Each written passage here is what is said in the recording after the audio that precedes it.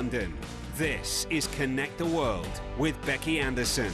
Welcome back. Wherever you are watching in the world, you are more than welcome. Fierce combat, street battles, conditions changing by the hour. Words used today to describe the fight for Severodonetsk. We've been tracking the status of that key Ukrainian city now for days. Capturing it and its sister city of Lysychansk would give Russia total control over what is known as the Luhansk region of the Donbass. Check out the map on the left-hand side of your screen. Since the weekend, Ukraine has reported gains, then setbacks, and now uncertainty over what will happen next. Well, Russia also increasing the intensity of its attacks in the Donetsk region, firing missiles at Sloviansk and at other targets. In Mariupol, in the south, an advisor to the mayor says Russia is quietly closing the port city amid fears of a cholera outbreak. He says corpses are piled everywhere. A lot to get through. Salma Abdulaziz connects us from the Ukrainian capital, Kyiv, where you've been assessing what is going on the ground for us. Just get us up to speed on the very latest, if you will.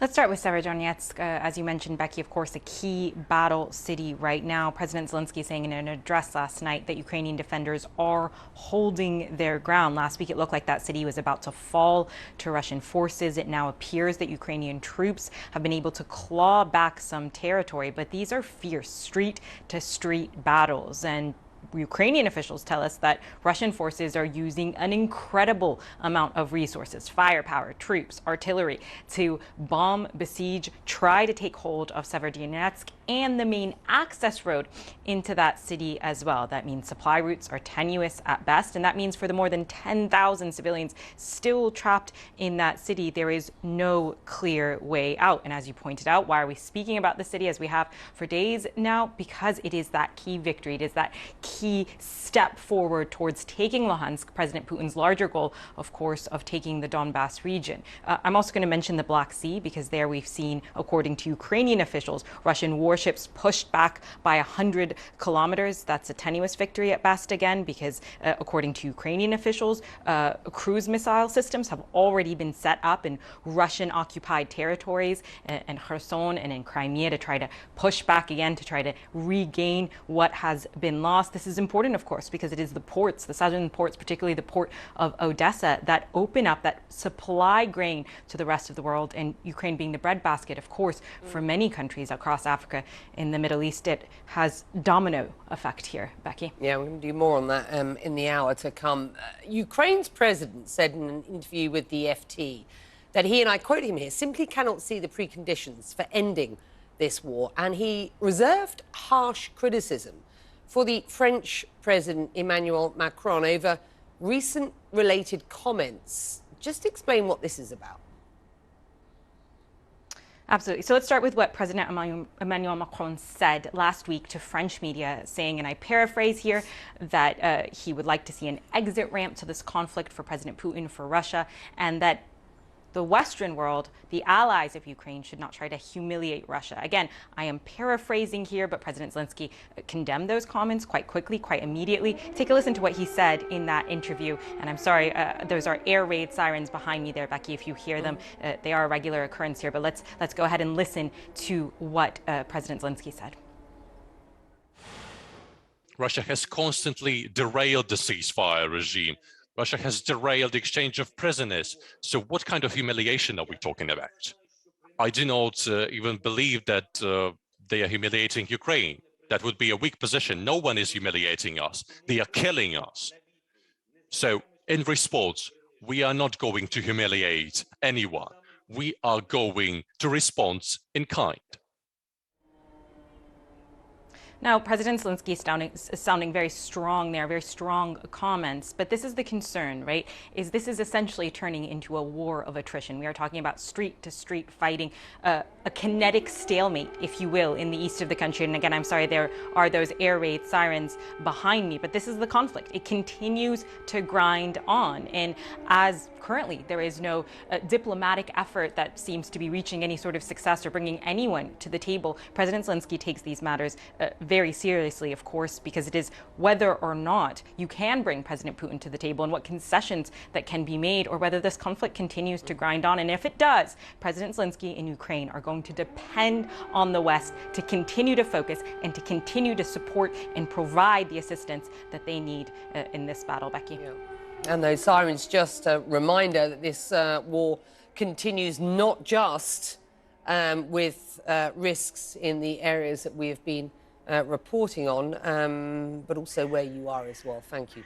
Well, in his interview with the Financial Times, President Zelensky called Ukraine's inability to export grain from Russian blockaded ports a threat of global magnitude. Well, that same sentiment expressed by the European Council president at a UN Security Council meeting following a Russian missile strike that destroyed a grain terminal. I want you just to have a listen to what he said. Mr. Ambassador of the Russian Federation, let's be honest. The Kremlin is using food supplies as a stealth missile against developing countries. The dramatic consequences of Russia's war are spilling over across the globe, and this is driving up food prices, pushing people into poverty and destabilizing entire regions. And Russia is solely responsible for this food crisis, Russia alone, despite the Kremlin's campaign of lies and disinformation. That was Charles Michel. Before walking out of the meeting, Russia's UN envoy insisted Western sanctions are what is at fault here, not his country. So today, the masks have been cast off, quite simply. And today, however, it has now become trendy to accuse Russia for the energy and the food crisis which you yourselves have created. Well, amid increasing worry over the global food supply, Turkey hopes to broker a solution to what is this grain crisis. Now, you will remember that Turkey has been trying to take on the role of mediator since the start of this war. Russia's foreign minister is set to visit Ankara on Wednesday, and as my colleague Jumana Karadche tells us, Sergei Lavrov's visit is coming amid more evidence that Russia is stealing Ukrainian grain. From his Istanbul terrace, Yuruk Ishuk has watched part of Russia's invasion of Ukraine play out in Turkey's Bosphorus Strait. First it was the military buildup. Now the ship watcher and founder of the Bosphorus Observer has been documenting Russia's theft of Ukrainian grain. With the help of satellite images and Ukrainian activists, he tracked and filmed this Russian ship transiting the Bosphorus. The ship appeared in Maxar Technologies images obtained by CNN last month. It was smuggling stolen Ukrainian wheat. This is a bottleneck spot, and there aren't so many spots like this. This easy to monitor. We almost miss nothing coming out of Black Sea from here. Only in last 2-3 weeks, we witnessed at least 10 journeys of 10 different ships carried wheat from occupied Ukrainian ports into mostly to Syria. Because people are worried about the sanctions, etc., they are usually carrying first to Syria, and it's getting distributed to the other Middle Eastern customers from Syria so far. Turkey's straits are governed by the 1936 Montreux Convention. It's already restricted access to Russian naval vessels under that agreement, but when it comes to commercial traffic, it's limited in what it can do. But Russia is not only accused of theft. Ukraine, the US, and the EU have all accused it of holding the world to ransom, blockading Ukrainian ports and stopping the export of more than 20 million tons of Ukrainian grain that dozens of countries rely on. Russia blames Ukraine for the blockade and says it's Western sanctions that are causing a global food crisis. Turkey's trying to use its strategic location and its close ties with both its Black Sea neighbors, Russia and Ukraine, to try and broker a deal that would establish a sea corridor for Ukrainian grain exports. That potential grain corridor through the Turkish Straits will top the agenda when the Russian foreign minister meets his Turkish counterpart on Wednesday, a meeting Turkish officials are hoping will lay the groundwork for talks soon between Russia, Ukraine, Turkey, and the United Nations. Turkey can definitely provide service as an auditor to make sure that grain is being sent out from both Ukraine and Russia. Being one of the Black Sea powers, it has the capacity to provide security inside the Black Sea as well. So it can be a player that provides security, that provides observation, provides auditing that could be acceptable and considered legitimate by both Kiev and Moscow. But the Russians will have their own demands, likely unacceptable to Western powers. They've already indicated they want sanctions lifted. I expect the Russians to want a waiver on their grain sales as well, and they feel that they have the leverage right now. Turkey is going to be very important in being able to negotiate between Russia and the West to be able to get a sanctions waiver for the Russians for their grain sales as well. When few will trust what Russia promises, there's no easy path out of this. But Turkey's hoping it can at least begin the complex process of trying to end the blockade and avert a crisis the UN has warned will lead to famine and instability around the world. Jumana Karache, CNN, Istanbul. Well, with Russia's invasion of Ukraine now in its fourth month, concerns are growing over the safety of Ukraine's nuclear sites. Ukraine is home to Europe's largest nuclear power plant, and that plant has fallen under Russian occupation during the war. On Monday, the head of the International Atomic Energy Agency, Rafael Grossi, said, and I quote, "We are working to send an expert mission to the Zaporizhzhia nuclear power plant. Ukraine requested us. We will go there." This after warning that there is a clear and present risk to the safety, security and safeguards at the plant.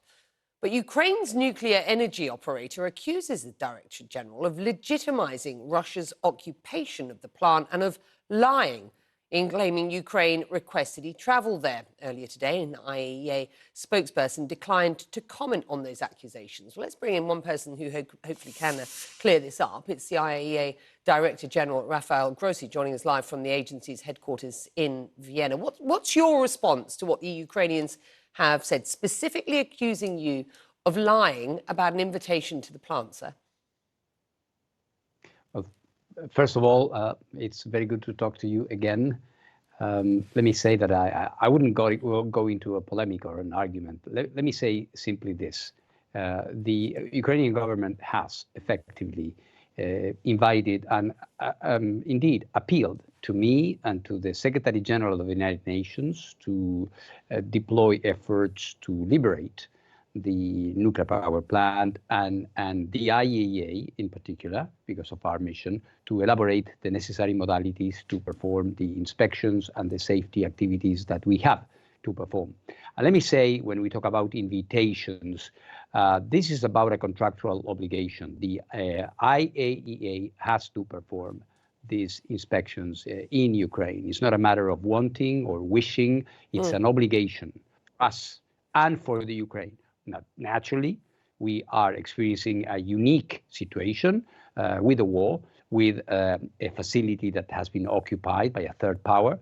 So obviously, we are working, and we have to come to a modality, as the Ukrainian government has clearly said, so that this visit takes place and the inspections that we have to perform. But Mr. Grossi, let me push you on this, because it is important. You have been accused of lying.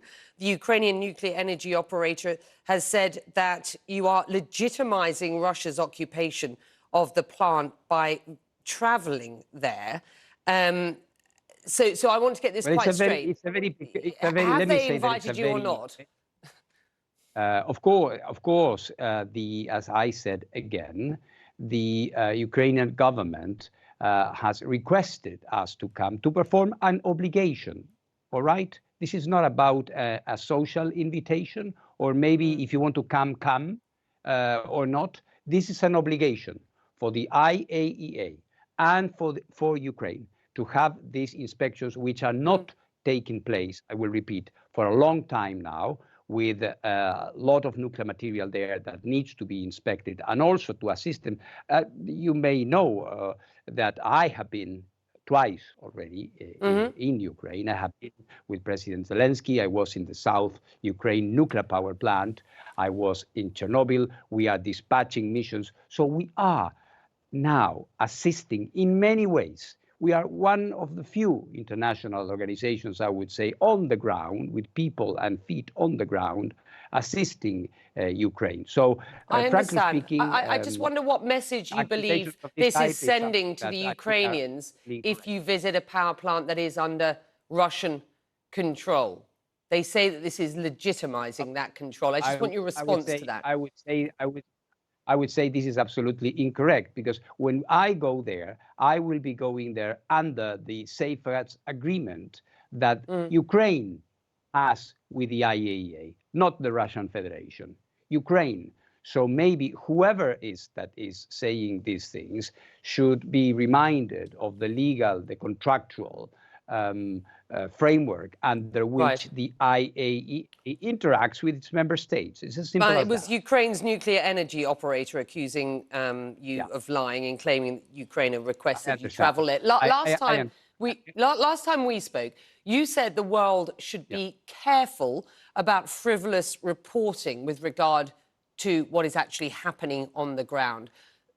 So indeed, it's important at this point. What exactly is the situation at the power plant at present? Indeed, and this is why I insist that we come. It is only when we, the inspectors of the IAEA, the safety experts of the IAEA, go to the place that the world, the international community, and of course, the member states, the owner of the plant, who has been disowned in this case, and everybody else can have an exact idea of what is going on. So frankly, I do understand, and I know that this is a tremendously difficult situation for all Ukrainians, but the IAEA is actually helping, assisting Ukraine, and has been doing so from February 24th. And we will continue doing this in spite of some things that one or the other may say in the middle, perhaps under emotion. I want to turn to Iran now, because you have said that you cannot guarantee Iran's nuclear program is exclusively peaceful. IAEA member states have introduced a resolution that calls on Iran to cooperate with the probe, the IAEA's probe. Iran's foreign minister has said in response, and I quote here, "Those who push for an anti-Iran resolution at the IAEA will be responsible for all the consequences." What do you imagine those consequences might be? How concerned are you about this threat at this point? And how does the IAEA plan to break this impasse, sir? Well, what we are trying to do, and this is what I said, in these reports you are referring to, and I mean my statements at the opening session of the Board of Governors, the IAEA that is discussing this right now, is that I am open, I am ready to engage. The problem is that we have been discussing. This is a new chapter in a long story, and I had a pleasure to discuss this with you on previous occasions. Sure. This is a long story with ups and downs. The last chapter, if you want, of the saga has been that I was in Tehran earlier in the year. We agreed on certain things that we would be doing for 3 months. We have been meeting without any results. Right. So are you concerned that Iran could further limit cooperation at this point? But I hope not. I hope not. I don't see that in the interest of anybody, starting with Iran. That would certainly aggravate the present situation. So we hope that reason will prevail, and that we will be, at long last, be able to sit down around the table and clarify these very important issues that are still outstanding and not clear about findings that we had in different places in Iran, where we found traces of nuclear activity, whereas these places had never been declared as places or sites where nuclear activities were taking place. So my questions have been extremely simple. If there was this material here, where it is? If there was equipment here, what has happened to it? They have to answer these questions, and these questions are not going to go away. Right, those questions still unanswered. Iran has said that you are not willing to condemn attacks on its nuclear facilities, and that has caused problems. Are you willing to condemn attacks on their nuclear sites? On many occasions, I have been clear on condemning any act of violence against anybody. I'm a diplomat, I'm a man of peace, and I condemn firmly any act of violence, wherever it happens and whomever may causing them. I think we should focus on what we should focus. We know exactly what the problems are on the table. Let's work on them. Let's clarify them. And once we do this, for sure, the whole situation will be clarified, and perhaps lines of cooperation and many other things that Iran is striving for will be easier to attain for them. You visited Israel last week, a country that is not a member of the Nuclear Non-Proliferation Treaty. This will have rankled Tehran. What was the purpose of that visit, sir? Well, first of all, Israel is a member state of the IAEA, and it's part of my job to talk to all member states. It is normal that I talk to presidents, heads of state and government. I was invited by Prime Minister Bennett, and we had a conversation. So this is part of normal business. Of course, and to a certain extent, you can relate that to the previous part of our conversation about Ukraine, when I am talking to Ukraine and Russia as well. Right. So this is my job. What was discussed with regard Iran? What can you share? On what they had to say, perhaps it's a question for you to put to Israel, but I think the position of Israel is very clear. What I was clear about was my message, in the sense that we can do this job, that the work of the inspectors must proceed. We, the IAEA, through diplomatic means, can provide clarity and dispel doubts that there might be development of nuclear weapons in the region. You're concerned that otherwise the Israelis will do the job. Is that what you're saying? Sorry? You're concerned that otherwise the Israelis will do the job, preventing Iran from further developing its nuclear program. I concentrate on my message, and my message is to Iran is, let's work together, let's roll up our sleeves, clarify this, because we can do it. Finally, yesterday you mentioned that North Korea could be preparing for a nuclear test. There have been no inspectors in that country since 2009, as I understand it. Will you re-engage with Pyongyang in the light of this news? Well, the situation is quite concerning, because, as I said in my report, what we see is a fast forward in every line of the nuclear program of the DPRK. They are building more facilities to enrich uranium. They are operating their reprocessing plant. The reprocessing plant is what takes plutonium out of fuel, which is another way to have material for more bombs. And they are readying their nuclear test site. So all this points to a very, I would say, concerning situation, where North Korea seems to be ignoring the several resolutions from the Security Council. Can I ask, will you re-engage then with Pyongyang? I think first, for us to re-engage, there has to be a political agreement. There have been different platforms to try this. You remember during the presidency of President Trump, the bilateral was tried. Before that, there had been a six-party talk system with other countries. So before, we are a technical organization, of course, with a profound political significance, but we are basically a technical organization, inspectors. So what we need is to go and inspect whatever will have been agreed at the political table. So we are ready, we are preparing, and we will deploy immediately once there is an agreement to allow the inspectors back in, which is, of course, long overdue.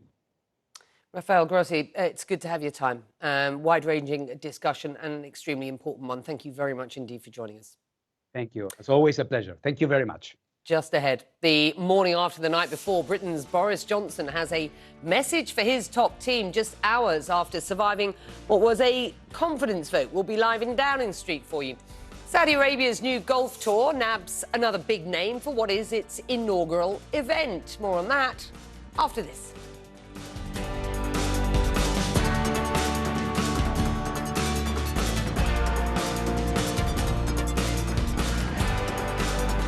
June 20th, a CNN concert event.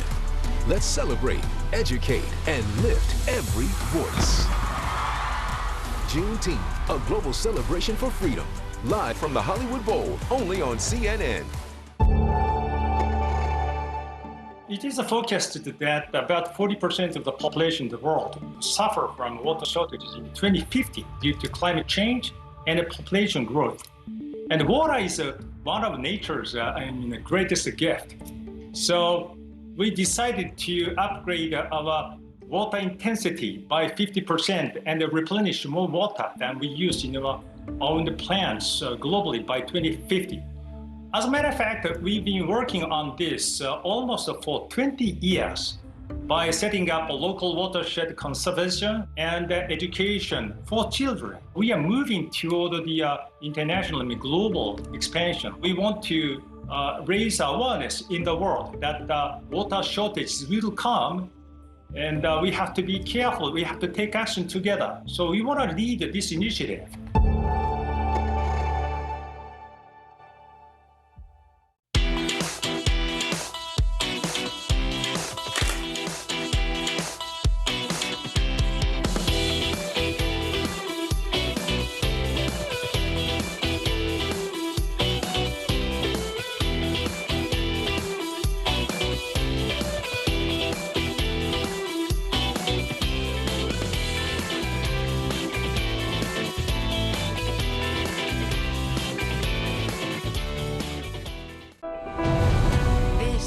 The work that continues, who we are today and what we can become. This is journalism that reflects the world we live in.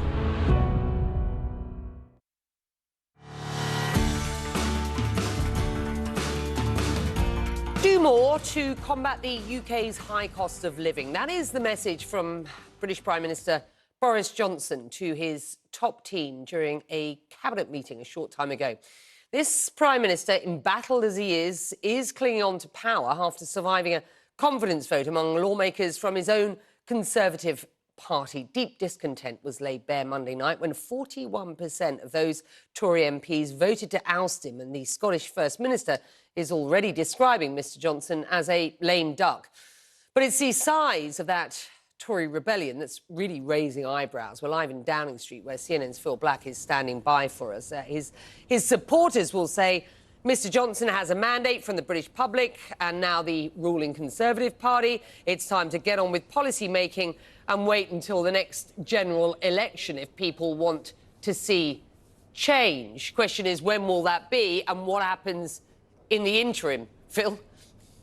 Yeah, Becky, that's right. That is what his supporters are saying. That's what Johnson himself is saying, that this is a clear, decisive, comfortable, handsome, various adjectives of this sort, victory for the Prime Minister, one that says he now has a mandate to get on with things. And no doubt that is what Johnson will hope he has, that he can now simply focus on policy, start locking in some achievements and lead the party towards its next scheduled election in a couple of years or so. But he can't feel confident that that is how things will play out from here. He can't be sure that this is merely a blip and not the sign of worse to come for him, and that is because of that figure, that result. Around 41% of sitting Conservative parliamentary members no longer want him to be Prime Minister. That percentage is not enough to topple him, clearly, but it is more than enough to reveal weakness and to reveal and perhaps inflict further political injury as a result.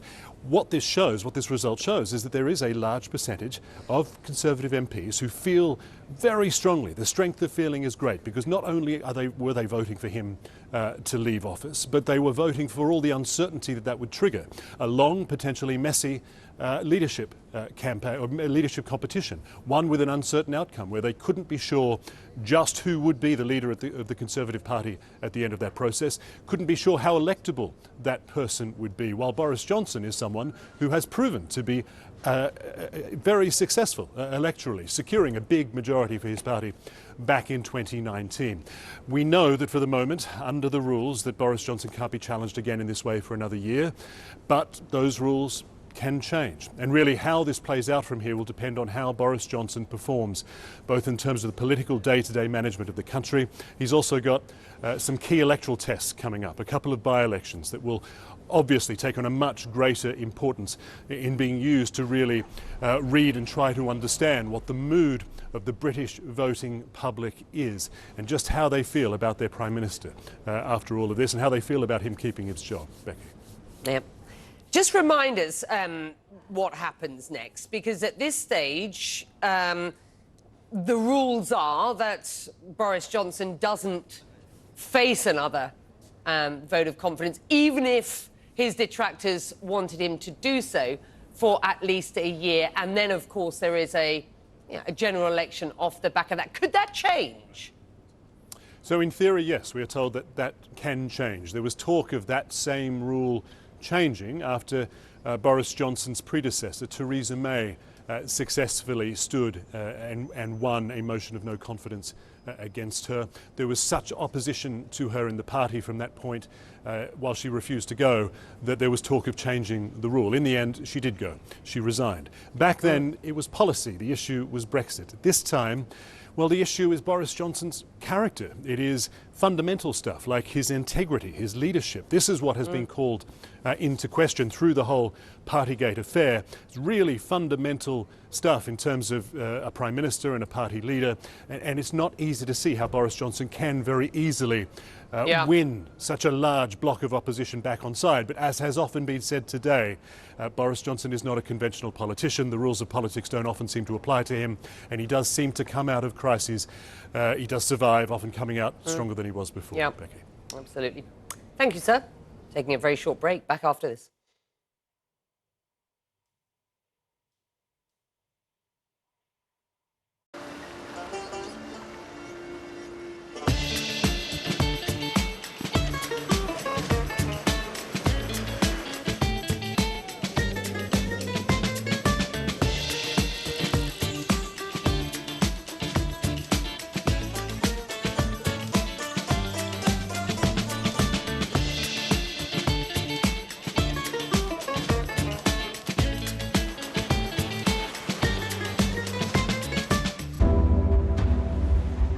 Our mission here at CNN and journalists, the news comes first.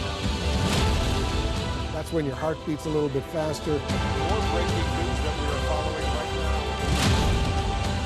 You really work as hard as you can, getting the facts. We're learning more about our alleged plot. It is critically important. To our viewers in the United States and around the world, welcome to the Situation Room. We have breaking news.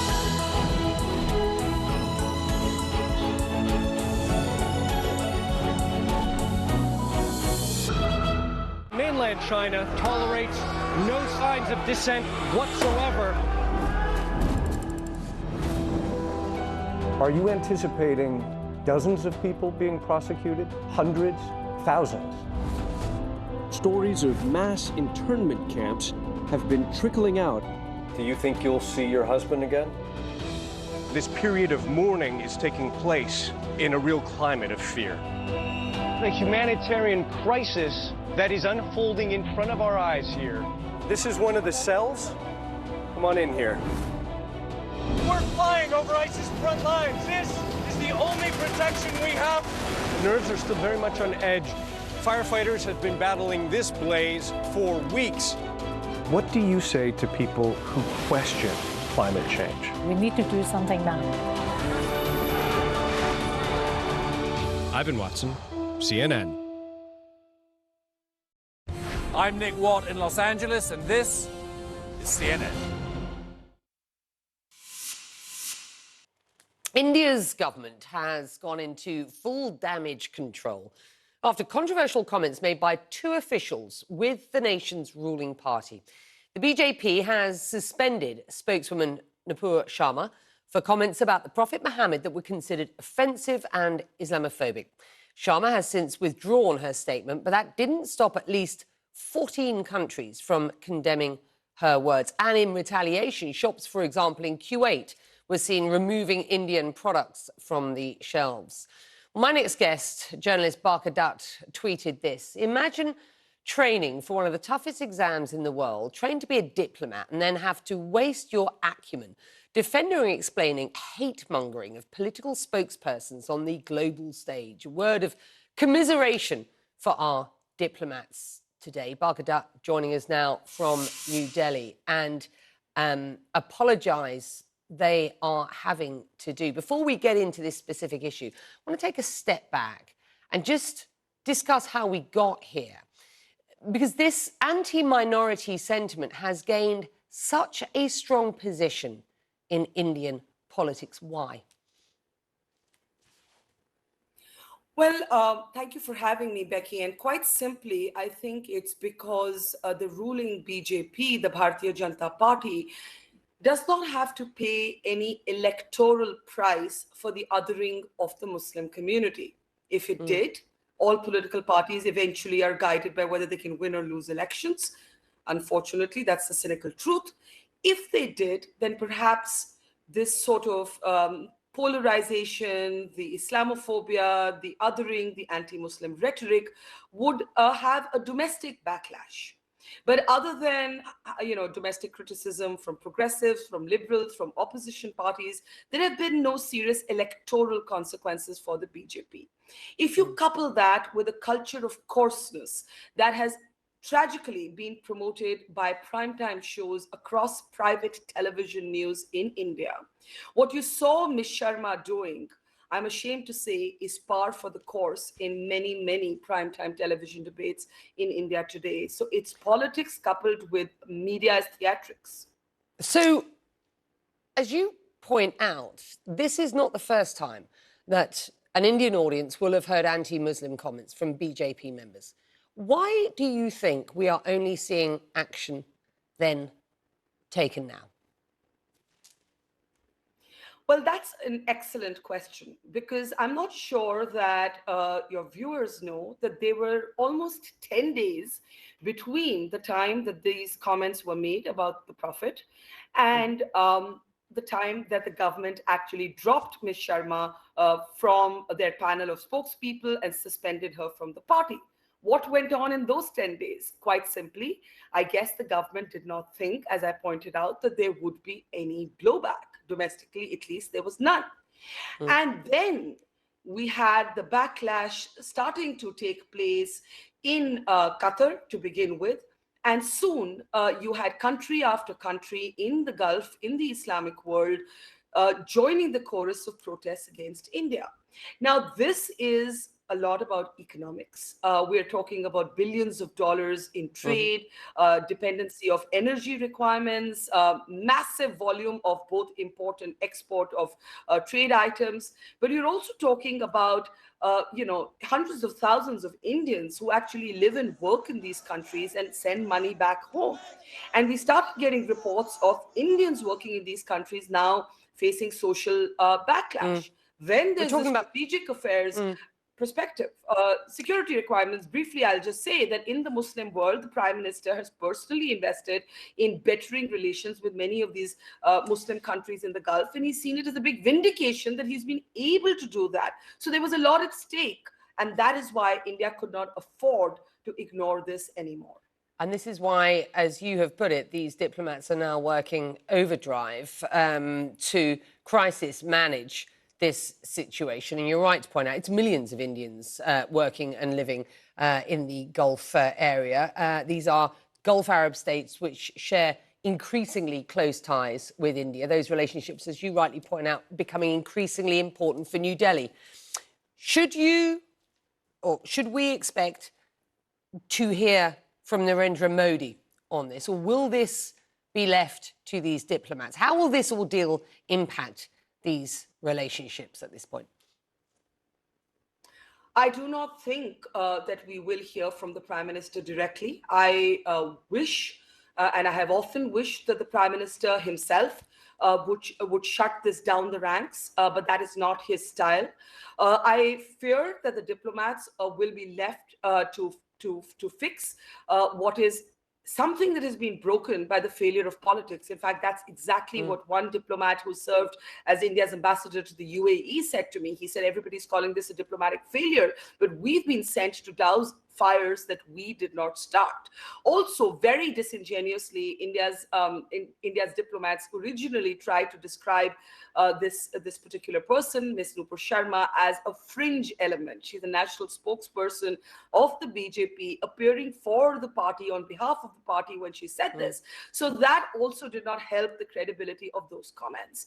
I believe that diplomats will now have to go into overdrive. There will have to be visible action. And what's essentially happened is that domestic politics has collided with diplomacy in a way that a kind of dualism that worked for the BJP, one kind of policy at home but courting the Muslim world, that's collided. And that's what's really happened here. Fascinating. Barkha Dutt, it's good to have you on. Thank you very much indeed for your analysis and your insight. Extremely important to our viewers. Next up, a snub that could have serious consequences after the US declines to invite 3 countries to a high-profile summit. Mexico's president says count him out as well.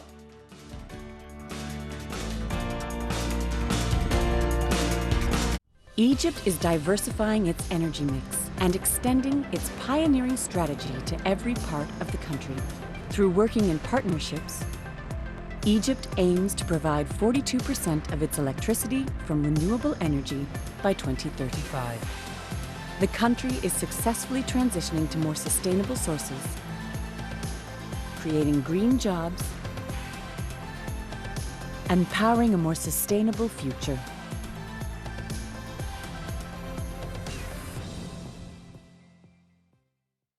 June 20th, a CNN concert event. Let's celebrate, educate, and lift every voice. Juneteenth, a global celebration for freedom.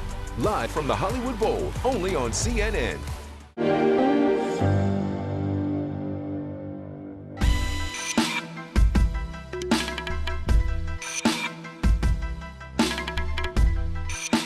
My name is Øystein Jensen. I'm the Chief Sustainability Officer at Odfjell SE. It is important that shipping becomes sustainable. It is important that shipping moves towards zero because we are a part of the global value chain. We represent 2.8% of the total emission, and that emissions will still grow as the shipping industry will grow because the global demand for transportation is growing. And so the only solution is actually to go zero. Thank you to Sustainability Live. Being an event like this, I believe that is important because it gives you the wider understanding of the challenge. It gives us insight to areas that we haven't thought about, because this challenge is nothing one company can solve by themselves. So that's why we need to collaborate, and we need to collaborate across the industry. Coronavirus. To get daily news updates in your inbox, sign up for the CNN newsletter. Coronavirus. Fact versus fiction.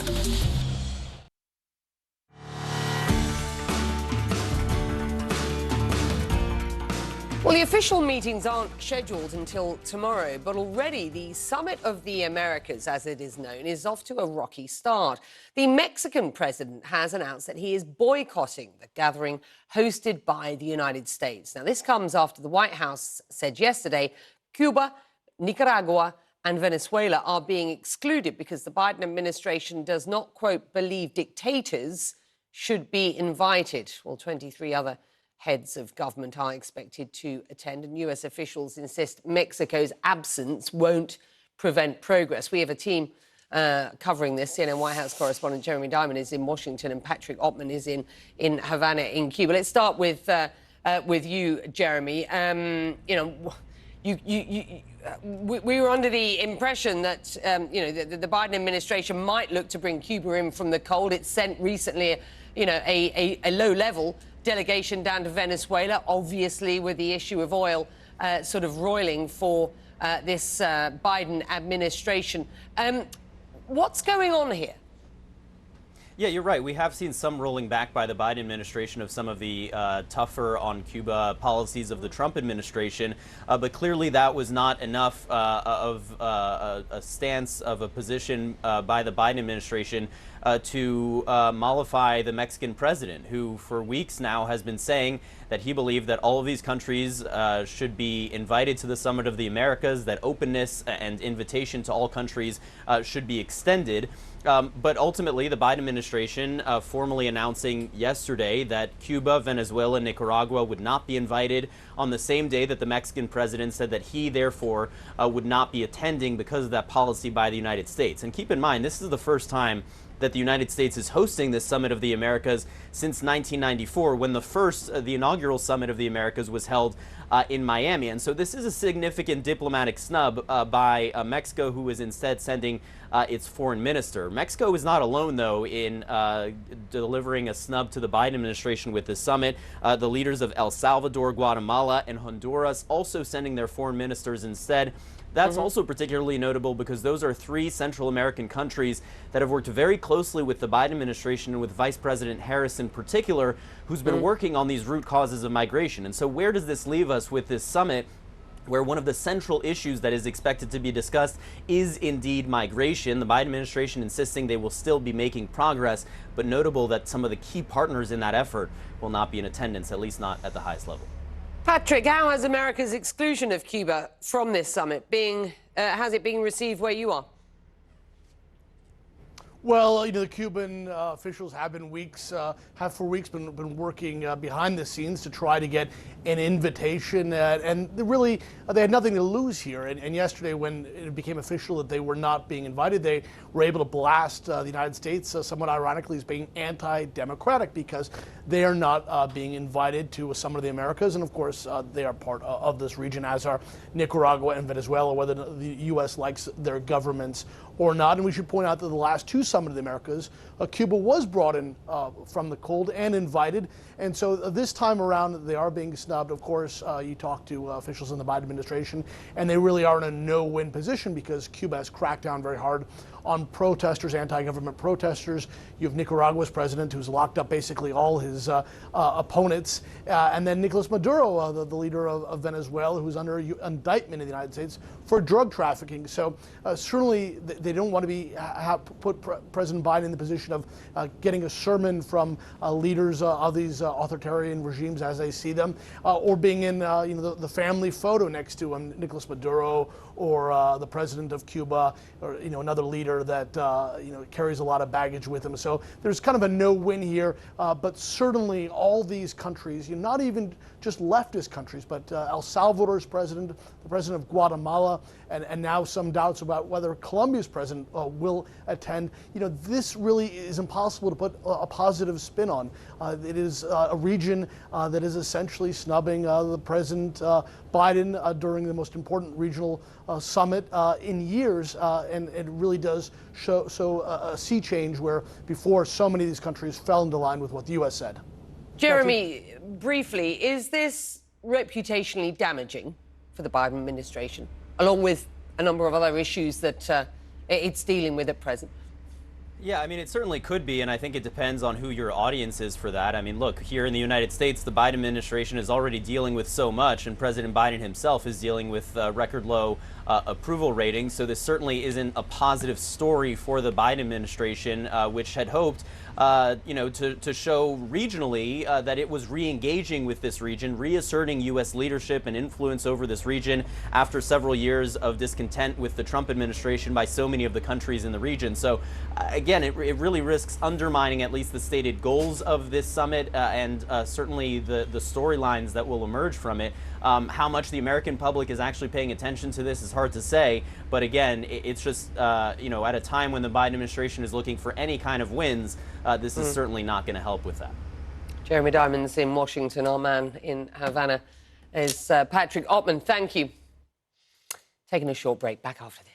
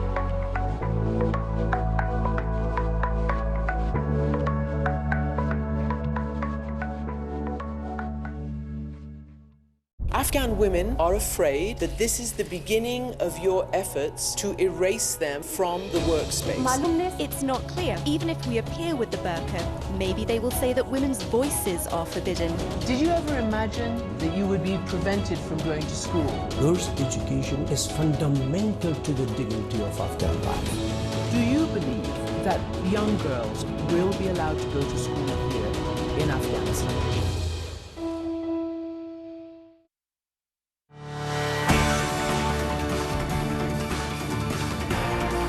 A major boost today for the new golf tour backed by Saudi Arabia. Former world number one Dustin Johnson has resigned from the PGA Tour in the United States to play the inaugural event of what's known as the LIV Tour, which is just outside London. He's joining six-time major winner Phil Mickelson, both choosing to leave the PGA Tour for what will be very lucrative paydays. Alex Thomas is here with me. So, what do we know about this LIV tournament? Who's playing and what will happen to those who are playing, apart from the fact they're lining their pockets, of course, with an enormous amount of money? What will happen to them, you know, in the wider world of golf? I mean, this could fundamentally change professional men's golf forever.